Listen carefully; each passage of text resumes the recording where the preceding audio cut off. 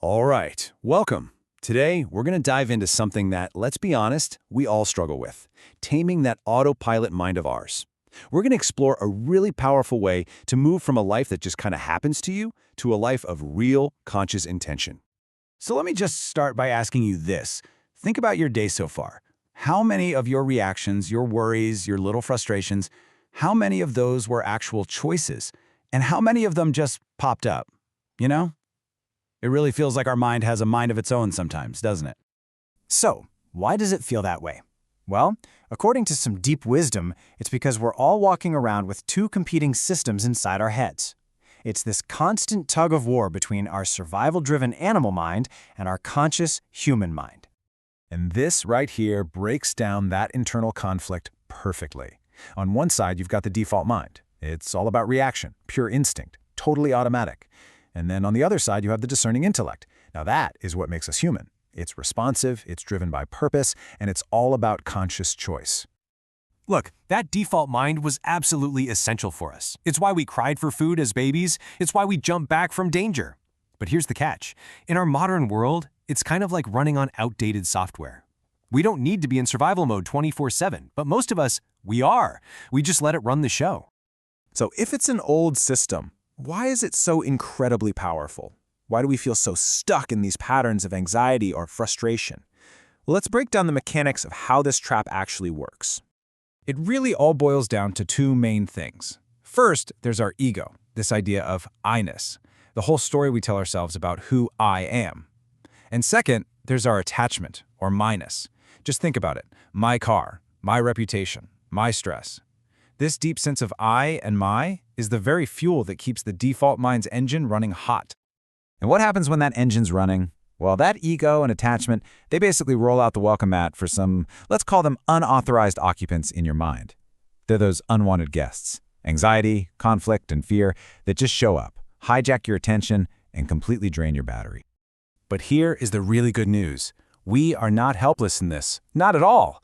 We have an incredibly powerful toolkit we can use to fight back, to activate our higher mind, that discerning intellect. And this is absolutely crucial. This is not about getting into a wrestling match with your reactive mind. You can't win a fight against pure instinct. The real path forward is to build a new mental muscle. It's all about strengthening your discerning intellect until it becomes the new default. Now, a super practical way to do this comes from this ancient threefold path. Step 1 is Sravan. You just listen, you learn the ideas. Step 2 is Manan. You contemplate them. You really think about how they apply to your life. And step 3, Nidijasa. You reflect on them until they just become a part of who you are. Honestly, it's just like doing a little mental housekeeping every single day. And a fantastic tool for this mental housekeeping is something as simple as mantra repetition. By focusing on a simple phrase, you're giving your mind a different job to do, pulling it away from its usual habit of worrying about external stuff. It really acts like an anchor, reminding you that peace is your natural state. It's not something you need to go out and find. So, okay, how does this all work in the real world? What about the things we genuinely can't control? You know, the really difficult circumstances that life throws at all of us. How do we apply our intellect then? Well, Eastern wisdom has a great word for this. It's called parabda. And what it means is all the unchangeable facts of your life. The family you were born into, the consequences of past events, basically all the situations that you simply cannot change. And this, right here, is maybe the most empowering idea of all. Parabda is just the hand of cards you've been dealt in life. You can't change the cards. But, and this is everything, your discerning intellect gives you complete and total freedom to choose how you play that hand. So how do we do that? It's all about recognizing that even though this situation is fixed, your response is not. You can always change your direction. You can always choose a response that softens the negative impact instead of making it worse.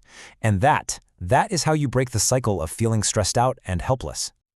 Now, when you start to put all these pieces together, when you really understand your two minds, you start doing that mental housekeeping and you choose your response, the payoff is immense.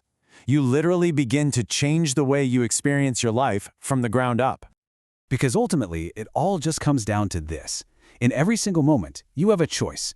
Are you going to lead your mind with conscious intention, or are you going to let its automatic programming lead you around? So, the whole journey we've just talked about, it's about making that shift from living on survival impulse to living with human intention. It's about consciously choosing to operate from your discerning intellect, and by doing that, you bring peace and purpose right into your daily life. Which brings us right to the final question. This is your call to action for right now. Today, which mind will you choose to live from? The reactive default mind or the discerning intellect? The choice, as always, is yours.